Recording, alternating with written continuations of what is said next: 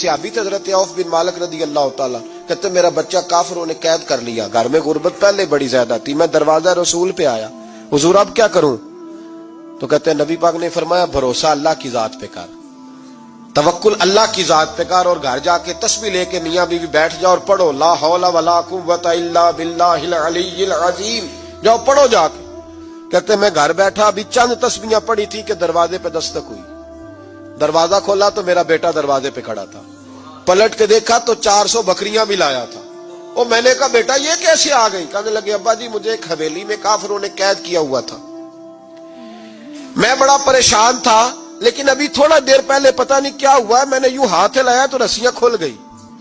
باہر نکلا ہوں تو 2-3 بندوں پہ نیند کا ایسا غلبہ تھا کہ بے ہوش ہو کے گرے ہوئے تھے، 400 بکریاں بھی تھی، میں نے دروازہ کھولا، بکریاں میرے ساتھ دوڑنے لگ گئی ہیں، تو میں 400 بکری بھی لے آیا ہوں، پلٹ پلٹ کے دیکھتا رہا ہوں، پر میلوں کا سفر ہوا وہ آئے ہی نہیں۔ تو والد کہنے لگے بیٹا چلو پہلے مصطفیٰ کریم سے جا کے پوچھ لے، دیکھیں کیسے مالی مسئلے حل ہوتے ہیں، حضور سے جا کے پوچھیں کہ ہمارے لیے جائز بھی ہے کہ نہیں۔ کہتے ہیں دروازے رسول پہ جا کے ہم کھڑے ہی ہوئے تھے کہ نبی پاک نے فرمایا دیکھا رب کریم کا فضل، دیکھا، فرمایا تیرا بیٹا بھی آ گیا، تیری غربت کا بھی حل ہو گیا ہے، یہ کافر کا مال ہے، اسے مال غنیمت سمجھ کے استعمال کر، تیرا ہی ہے۔ تو لا حول ولا قوت الا باللہ العلی العظیم پڑھیں تو رزق میں پڑھیں گے انشاءاللہ، بول کے بتائیے پڑھیں گے انشاءاللہ تعالی۔